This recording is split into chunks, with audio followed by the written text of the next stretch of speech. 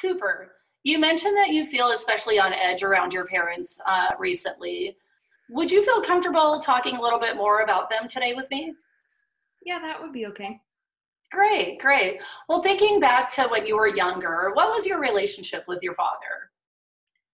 I feel like it was pretty good.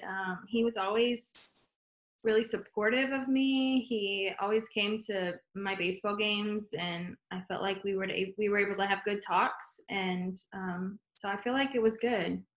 Great, great. And your mother, what type of relationship do you remember having with her when you were a younger child? I feel like it was good too. She was always really nurturing, and I always felt like, I knew that she loved me, and she always took care of me. So it was good too. Great.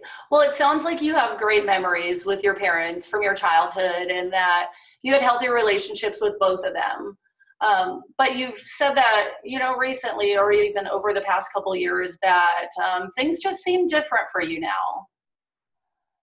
Yeah. Yeah. Can you tell me when this first started happening? Yeah, it was a few years ago, around when I was like 7, I think. Um, we we started going to this new church that some neighbors invited us to, and it was fine at first, and then it's the longer we were there, the worse it got, I guess. It's a super strict church. I feel like they have like all these rules, and they're like really judgy of everybody. And so the longer we've been there, the more like them my parents have gotten. Like really strict, and really judgmental of people that are different from us. And so I feel like I can't talk to them about anything now because I'm afraid that they're going to be judgmental of me, or they're going to be upset with me or disappointed. And so I just don't feel like I can talk to them about anything. Those are some really big changes that you've went through, Cooper. I can imagine that would be tough to go through. But you said you feel like they've been judgmental with a lot of people, and this is including yourself. Did I get that right?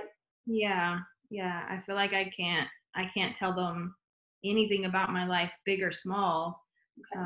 that's bad, because I don't want them to be upset. Okay. And you feel like you might upset them with something? Is there something that you are wanting to talk to them about? Yeah. I've been wanting to tell them about Nate, that I told you about last week, that I met at the park, um, and just the feelings I've been having about him, and all of that. But I feel like that's so huge that there's no way that I could tell them that without them being so upset. So when you think about telling them about Nate, what type of feelings do you experience when you think about that, Cooper? Um, I mean, it just makes me so anxious. Like, my stomach is just in knots. I can't eat a lot of the time because I just feel nauseous thinking about it. I am having trouble sleeping, because I just lay in bed thinking I should just get up and go in there and tell them, but I can't make myself do it. And so I feel sick all the time. Cooper, I want you to close your eyes for a moment and just do a quick body scan. So if you could close your eyes, take a deep breath, and if you could tell me the types of feelings that you're experiencing in your body right now as you were talking about this. Yeah. My stomach, like I said, it's just turning in knots, and um, my chest feels tight, um, and my shoulders just feel like there's so much weight on them carrying this, that I need to tell them, but I can't. I can see that this is hard for you, Cooper, but just try to stay with this feeling for a minute.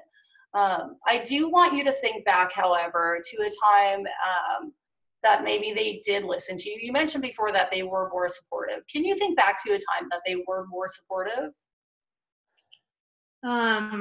Yeah, there was this time when I was on this baseball team and we were doing this fundraiser, and the team decided they wanted to dye their hair blue.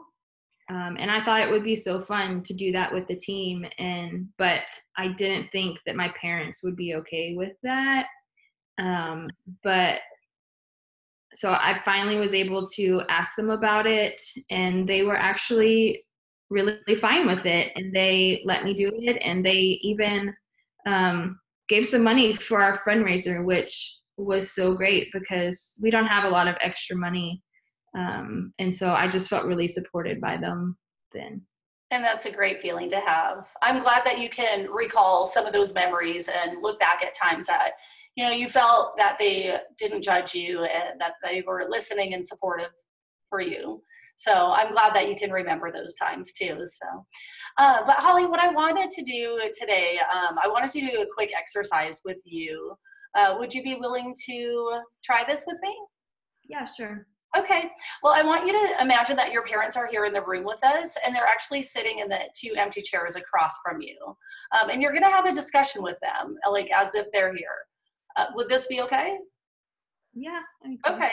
What we're going to kind of talk about is maybe something that we've talked about in the session today regarding, you know, you mentioned that you kind of felt unheard and maybe unsupported. So I'd like you maybe to see if you could talk to your parents directly to them about that.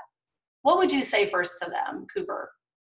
I think I would say, Mom and Dad, I have some things that I've been wanting to talk to you about, but I haven't felt supported lately since we joined this new church. I haven't felt like I could talk to you about things that I need to talk to you about. Okay. Now be your parents. How would your parents respond to Cooper? I think they would say, we're so sorry that you have felt that way. We love you, and we want you to always feel like you can talk to us about anything, no matter what. Okay. What do you say back to them after this? I mean, I guess I could tell them just that, you know, I met this guy down at the park, and we've been hanging out a lot, and he's a really great guy, and a really great friend. And but I feel like I've been having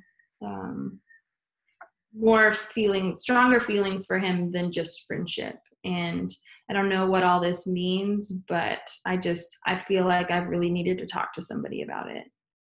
Great, great. And what would they say back to you at that point?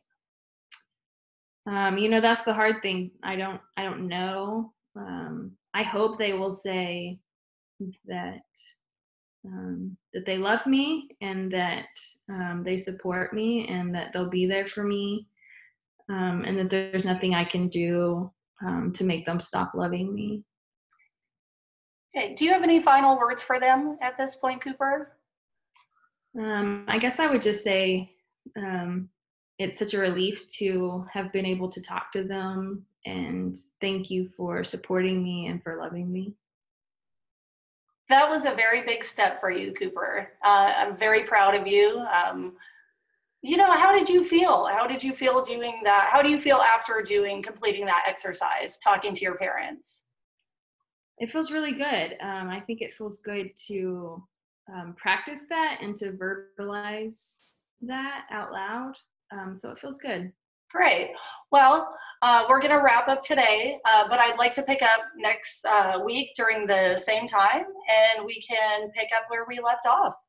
Okay, that sounds good. Great job today, Cooper. You were very brave. Thank you for sharing. Thank you.